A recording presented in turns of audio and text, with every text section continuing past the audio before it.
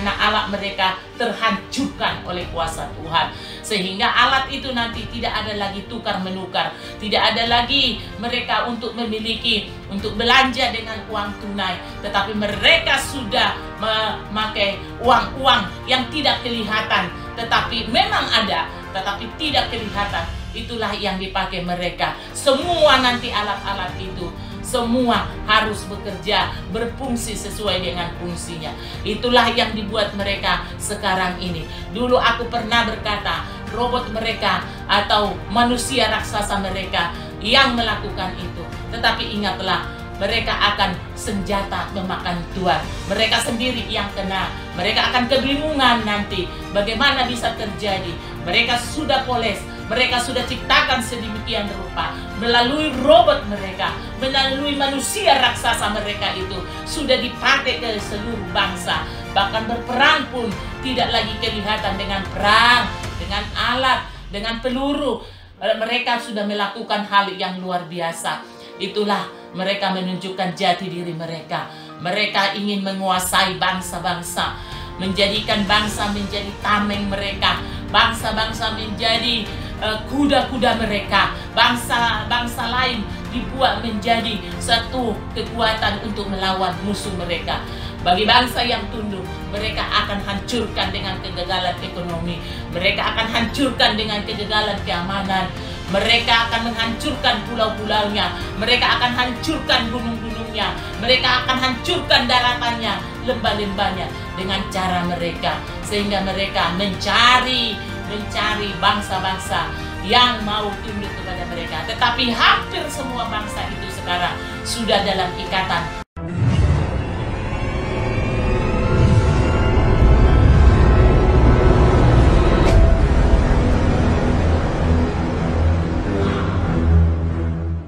Dipenuhi oleh Roh Allah. Kau bangkitkan kami. Kami bukan hanya pemenang, tapi lebih dari pemenang. Kristus yang ada di dalam kami besar kuasanya. Kristus yang ada di dalam kami dahsyat kuasanya. Roh Kudus yang lebih pemenang dalam kehidupan kami. Dia akan melakukan jauh dari yang kami lakukan, karena Dia Allah yang hebat. Dia Tuhan yang maha kuasa. Dia ajaib. Dia mulia. Dia besar. Dia tak pernah berkesudahan kasih setianya. Ya rabatakan nama sekere raba-raba. Aku berfirman, aku memanggil engkau, hai anak-anakku, masuk dalam ruang maha kudusku. Aku memanggil engkau supaya engkau masuk dalam lingkaran kuasaku, supaya engkau tidak dijamah oleh kuasa iblis. Aku berikan engkau pedang roh, aku berikan engkau api kemuliaanku, supaya engkau terlindungi dan tidak dijamah oleh penguasa-penguasa dunia. Mari masuklah ke dalam ruang maha kudusku. Masuklah di dalam perhentian bersama dengan Kristus. Masuklah di dalam perhentian kuasa daripada Tuhan, karena disitulah letak kuasa Tuhan. Saat engkau berhenti dalam kuasa itu, di situ engkau dipenuhi, di situ engkau akan diubahkan, di situ engkau diberikan power kuasa Tuhan yang lebih hebat dan lebih heran karena perbuatannya yang ajaib. Aku berfirman, ingatlah, terus dan terus aku akan berfirman, dan terus aku akan katakan, tetaplah engkau setia, tetaplah engkau taat, karena itulah suatu kesetiaanmu, ketaatanmu membawa engkau ke dalam rencana Tuhan yang begitu luar biasa. Karena hari-hari ini bukanlah hari-hari yang engkau boleh disenangkan, tetapi hari-hari kalau engkau ada di dalam Kristus, hari-hari engkau boleh disenangkan. Karena lihatlah, zaman semakin berubah, cuaca semakin berubah, keadaan semakin berubah, karena dunia akan membuatnya semakin berubah dengan cara mereka. Mereka sudah datang mengubah dunia dengan cara mereka. Mereka sudah hadir di tengah-tengah semua bangsa untuk menghadir pola pikir manusia itu, cara pandang manusia itu. Mereka tidak perlu Tuhan, mereka tidak perlu lagi beribadah, mereka tidak perlu lagi tentang kekudusan. Alat-alat dunia ini yang dibuat mereka hanya untuk membuat mereka supaya mereka berdiri tegak sebagai orang-orang yang berkuasa di bumi ini. Karena dunia ini Tuhan jadikan buat manusia bukan berarti untuk mereka hancurkan, tapi karena mereka mengingini sesuatu yang bisa menyamakan dengan diri daripada Allah itu sendiri. Mereka ingin menggenapi firman Allah. Mereka rindu menggenapi firman Allah itu dengan cara mereka. Mereka mau melakukannya dengan cara mereka. Mereka mau tunduk manusia itu di dalam kekuatan mereka. Mereka sudah hadir. Mereka sudah hadir bagi bangsa-bangsa. Bangsa yang lemah akan tindas. Mereka akan tunduk kepada bangsa yang kuat dengan alat-alat yang mereka pakai. Dan mereka sudah berdiri. Mereka sudah membuat satu organisasi yang hebat. Organisasi yang luar biasa. Dan organisasi inilah mengatur seluruh bangsa. Organisasi inilah akan membuat mereka tunduk di dalam organisasi itu. Dan mereka membuat satu dunia ini menjadi satu. Tapi ingatlah, kalau Tuhan tidak berkehendak, itu tidak jadi. Tetapi bagaimana semuanya supaya terjadi? Mereka berusaha untuk mengelola, untuk menjaring supaya semua boleh terjadi. Terjadilah suatu wadah di mana disitulah mereka atur segala sesuatu. Mereka diatur oleh kekuatan yang mereka miliki, baik uang maupun pengetahuan. Mereka itu sekarang sudah membuat satu kekuatan yang dahsyat, lebih-lebih daripada yang sudah ada. Tapi mereka lebih dahsyat lagi membuat sesuatu kekuatan. Itulah yang perlu diwaspadai umat-umat Tuhan. Jangan semua alat-alat itu kau pergunakan untuk hidupmu, karena itu tidak ada artinya. Alat ini membawa kepada kerusakan tubuhmu, kerusakan jiwamu, kerusakan pikiranmu. Engkau sudah dikelola oleh alat itu sendiri. Karena kecanggihan-kecanggihan yang mereka miliki. Mereka ingin mengatur manusia, menghancurkan kehidupan manusia yang seharusnya tidak terjadi. Tapi mereka bisa melakukannya supaya manusia itu bisa diatur pola hidupnya, supaya mereka bisa dikontrol dengan cara mereka. Di mana kau berada, di situ mereka bisa tahu keberadaanmu. Tuhan yang sanggup melakukan seperti itu. Tetapi kenyataannya dunia ini sudah melakukan. Di mana engkau berada bisa engkau dikontrol dengan alat-alat komunikasi yang kau pakai saat ini. Mereka sudah tahu keberadaanmu. Lagi ngapain engkau? Lagi di mana engkau berada? Apa penyakitmu? Mereka sudah bisa center semua. Pusatnya pada mereka. Udah banyak juga, gak perlu saya juga membelanjakan sesuatu belanja. Aku tidak perlu lagi mengantri. Aku tidak perlu lagi sampai panjang-panjang. Mereka sudah mempersiapkan segala sesuatu. Mereka suka membelanjakan apa yang mereka miliki. Tetapi ingatlah firmanku di Wahyu. Saatnya tiba Tuhan bertindak. Apa yang kau miliki tidak ada artinya. Apa yang mereka punya tidak ada yang berguna itu nanti berfungsi. Sehingga mereka nanti kembali akan membuat susah pikiran mereka. Karena alat mereka terhancurkan oleh kuasa Tuhan. Sehingga alat itu nanti tidak ada lagi tukar menukar. Tidak ada lagi mereka untuk memiliki, untuk belanja dengan uang tunai. Tetapi mereka sudah memakai uang-uang yang tidak kelihatan. Tetapi memang ada, tetapi tidak kelihatan. Itulah yang dipakai mereka. Semua nanti alat-alat itu, semua harus bekerja, berfungsi sesuai dengan fungsinya. Itulah yang dibuat mereka sekarang ini. Dulu aku pernah berkata, robot mereka atau manusia raksasa mereka yang melakukan itu. Tetapi ingatlah, mereka akan senjata memakan tuan. Mereka sendiri yang kena. Mereka akan kebingungan nanti. Bagaimana bisa terjadi? Mereka sudah poles. Mereka sudah ciptakan sedemikian rupa. Melalui robot mereka. Melalui manusia raksasa mereka itu. Sudah dipakai ke seluruh bangsa. Bahkan berperang pun tidak lagi kelihatan dengan perang. Dengan alat. Dengan peluru. Mereka sudah melakukan hal yang luar biasa. Itulah mereka menunjukkan jati diri mereka. Mereka ingin menguasai bangsa-bangsa. Menjadikan bangsa menjadi tameng mereka. Bangsa-bangsa menjadi kuda-kuda mereka. Bangsa-bangsa lain dibuat menjadi satu kekuatan untuk melawan musuh mereka.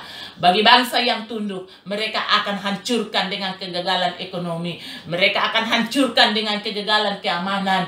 Mereka akan menghancurkan pulau-pulaunya. Mereka akan hancurkan gunung-gunungnya. Mereka akan hancurkan daratannya, lembah-lembahnya dengan cara mereka. Sehingga mereka mencari bangsa-bangsa yang mau tunduk kepada mereka. Tetapi hampir semua bangsa itu sekarang sudah dalam ikatan organisasi mereka. Sehingga mereka akan mengatakan, ini tidak boleh, ini boleh, ini nggak boleh, ini tidak boleh. Semua akan diatur oleh mereka. Bangsa itu sudah semakin kokoh dan akan berdirilah di dalam bangsa itu, dipilih mereka satu pemimpin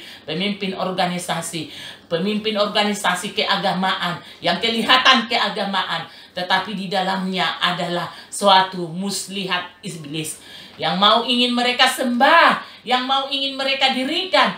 Inilah penyelamat dunia. Hanya di dalam Dia ada kuasa yang bisa menyelamatkan manusia. Hanya di dalam Dia yang mampu menyelamatkan manusia. Manusia akan hidup oleh karena mereka. Inilah mereka tidak tahu bahwa Tuhanlah yang memberi napas kehidupan kepada manusia. Mereka tidak akan mampu menghancurkan pilihan-pilihan Tuhan. Mereka tidak akan mampu menghancurkan semua apa yang dipilih Tuhan dan ditetapkan Tuhan masuk ke dalam kerajaan 1000 tahun yang akan datang. Karena waktunya sudah singkat. 2000 tahun yang lalu hadirnya Kristus di tengah-tengah keluarga, di tengah-tengah umat, di tengah-tengah dunia, terutama di bagian Israel yang dimana Tuhan menginjakkan kakinya sebagai manusia, sebagai tubuh, sebagai daging yang bisa merasakan dicubit, yang bisa merasakan penganiayaan, yang bisa merasakan sakitnya, yang mau menjadi manusia. Oleh karena itu, sekarang hadirlah Kristus itu di hatimu. Hadirlah di Kristus itu di dalam hidupmu. Engkau harus tetap mengatakan, Yesus adalah ajaib. Yesus adalah Tuhan yang sanggup memulihkan, melindungi aku dari alat-alat dunia ini. Karena Dia adalah perlengkapan yang luar biasa bagiku. Aku dilindungi, Dia batu karangku, Dialah juru selamatku, Dialah benteng perlindunganku. Bahwa di dalam Dia aku akan kuat melawan. Aku tidak terpesona dengan dunia ini, tapi aku terpesona dengan kekuatan Allahku. Allahku luar biasa. Dia mampu melakukan jauh daripada yang dilakukan oleh manusia. Dia hadir di tengah-tengahmu. Dia akan melawat engkau, umat-umatku, umat pilihanku. Teruslah berdiri tegak, setia dan taat. Bahwa Tuhan hadir untuk memulihkan umatnya, memulihkan Sion yang ada di rumah Tuhan, yang ada di hati manusia. Dia hadir untuk melawat umatnya. Dia hadir untuk melawat bangsa-bangsa. Dia hadir untuk melawat apa yang Dia akan lawat, karena kehadirannya akan memusnahkan kekuatan dunia. Jikalau engkau bersatu, jikalau engkau bergandeng tangan, engkau akan runtuhkan kekuasaan iblis. Itulah yang Tuhan rindukan dari hidupmu. Ini aku peringatkan kepadamu, anak-anakku. Ini ku sampaikan dan ku himbau kepada anak-anak Tuhan. Tetaplah setia, semakin giat di dalam Kristus, semakin giat di dalam persekutuanmu, semakin giat di dalam kuasa Tuhan. Terus pegang kuasa Tuhan dalam hidupmu. Bersihkan hatimu, kuduskan hatimu, terus berikan dirimu, terus dipakai dan dibaharui oleh Tuhan. Kedatangan Tuhan yang singkat itu akan memulihkan keadaan Sion, memulihkan semuanya, karena Tuhan sudah di ambang pintu. Mungkin orang mengatakan, enggaklah, dulu juga begitu. Tapi dikala engkau mengimani hal seperti itu, engkau sudah terlambat. Jadilah kau perempuan yang bijaksana, yang kau mempunyai minyak yang kau sediakan Tuhan bagimu, sehingga terang api itu, lilinmu itu terus menyala, karena Tuhan melihat orang-orang yang mau mempersiapkan dirinya saat datang mempelai yang kudus dan yang mulia, yaitu Kristus Yesus. Engkau datang dalam perjamuan anak domba Allah yang disediakan Bapa di dalam kekekalannya. Di dalam kerajaan 1000 tahun engkau akan dijamu dengan rupa-rupa yang daripada Tuhan Yesus, rupa-rupa daripada kerajaannya, Dan engkau akan masuk dalam 1000 tahun itu. Di situ engkau akan melihat bagaimana kemegahan Tuhan. Bukan berarti tubuhmu sudah mati, tubuhmu sudah lenyap. Tidak. Kau masih seperti ini, di mana engkau dipulihkan, rohanimu dipulihkan, rohmu dipulihkan, pembaharuan budimu, pembaharuan pengertianmu, pembaharuan kasih mula-mula yang diberikan Tuhan itu semakin sempurna karena engkau menerima kuasa berlipat-lipat kali ganda daripada Tuhan. Karena kuasanya akan dicurahkan dan kepada orang-orang yang mau dipenuhi dengan kuasa Tuhan. Inilah janji dan inilah kekenapan janji Tuhan. Ingatlah, saya katakan lagi, dunia akan semakin luar biasa melakukan rancangannya. Hati-hati, jangan engkau terjebak. Kau sudah diselamatkan. Keselamatan dunia ini tidak menyelamatkan engkau yang mereka janjikan, tetapi keselamatan yang dari diri Tuhan. Barang siapa percaya kepadaku tidak binasa melainkan beroleh hidup yang kekal. Tentu hanyalah dia satu-satunya keselamatan. Hanya di dalam dia engkau selamat, untuk berlindung kau selamat. Kau mau memberikan dirimu dilindungi oleh Tuhan, engkau akan diselamatkan. Berpengharapanmu kepada dia. Dunia ini akan hancur. Apapun yang dimiliki dunia ini, atau dimiliki seseorang, kekayaan ataupun, apakah yang bisa kau bawa? Karena itu tidak ada gunanya. Karena di dalam surga lebih besar daripada yang ada di dunia ini. Penuh dengan kemegahan. Karena itulah yang harus engkau kejar. Dunia ini memang perlu engkau memakai itu, ini. Tetapi ingatlah, jangan engkau terjebak dengan hal-hal dunia ini. Tanpa perkenanan Tuhan, engkau tidak bisa menikmatinya. Engkau boleh mendapatkan, engkau boleh memperolehnya. Dunia juga bisa berikan itu kepadamu, tetapi engkau tidak bisa menikmatinya. Engkau tidak bisa tenang menikmati, karena dengan sedikit juga makanan yang diberikan Tuhan. Karena Tuhan berikan kau kenikmatan itu, engkau mengatakan, aku kenyang karena Kristus memberi aku kekenyangan. Aku legah karena Tuhan memenuhi aku dengan hasrat kehidupan yang daripadanya. Banyak engkau miliki, tapi kau tidak merasakan, engkau mencicipi dan menikmati. Apa gunanya? Tetapi sedikit engkau punya, tetapi diberi Tuhan kau karunia untuk menikmati, dan kasihnya melebihi dari apa yang ada di dunia ini. Itulah kenikmatan yang dari surga. Itulah keindahan dan pesona daripada Tuhan. Kenikmatan dari surga itu tidak bisa dihitung, tidak bisa dinilai dengan cara apapun, dengan perasaan pikiranmu. Karena nikmat tersendiri adalah hubunganmu yang terbaik daripada Tuhan. Hubunganmu, pesona Tuhan itu ada dalam dirimu. Anugerah Tuhan itu ada pada dirimu dan pada kehidupanmu. Sehingga engkau apapun yang kau kerjakan tidak sia-sia, tapi berjalan bersama dengan Tuhan. Itulah kenikmatan yang sangat luar biasa. Kenikmatan bersama Yesus. Mungkin engkau menderita, tidak seperti orang lain bisa makan ini, bisa menikmati ini, bisa memakai ini. Tetapi nikmatilah pakaian atau jubah ungu yang dari surga. Nikmatilah kedekatanmu pada Kristus. Nikmatilah pesona daripada kuasa Tuhan. Nikmatilah hadiratnya Tuhan. Itu yang penting. Nikmati hadirat Tuhan. Menuntun kau hari demi hari. Diberkati dan engkau pulang membawa sukacita. Jangan lewatkan kenikmatan dan pesona Tuhan dalam hidupmu. Kalau tiap hari kau menikmati pesona Tuhan, engkau tidak merasa di padang gurung, engkau tidak merasa tidak dipenuhi kebutuhanmu, engkau tidak merasa engkau terlantar atau dijauhkan orang. Hatiku tak gentar karena Dia yang memelihara hidupku. Kau harus sanggup melakukan begitu. Karena apa? Kuasa dan pesona Tuhan itu sangat dahsyat. Di saat engkau mengagumi Dia, di saat engkau mengatakan Dia sumber kehidupanku, Dialah kekayaanku, Dialah kemegahanku. Tidak ada alasanku bermegah dengan dunia ini, tapi aku bermegah karena kasih Tuhan yang nyata dalam hidupku. Itulah yang kau panjatkan kepada Tuhan. Dengan hadirnya Kristus di dalam hidupmu, engkau pun akan dipulihkan. Segala sesuatu, bangsamu dipulihkan, kotamu dipulihkan, bahkan semua pemimpin-pemimpinmu dipulihkan, keluargamu dipulihkan. Tidak ada yang tidak dipulihkan oleh Tuhan, jikalau kuasa Tuhan itu terpesona engkau dengan kuasa Tuhan itu. Oleh karena itu, kehadiranmu terus di dalam kuasa Tuhan itu, supaya engkau terpesona dalam hadiratnya, supaya engkau melihat kuasa-kuasa demi kuasa yang Tuhan nyatakan. Bahkan kemuliaan yang satu kepada kemuliaan lain Tuhan berikan kepadamu, dipercayakan kepadamu. Inilah kuasa daripada Allah yang Maha Tinggi, yaitu Yesus Kristus.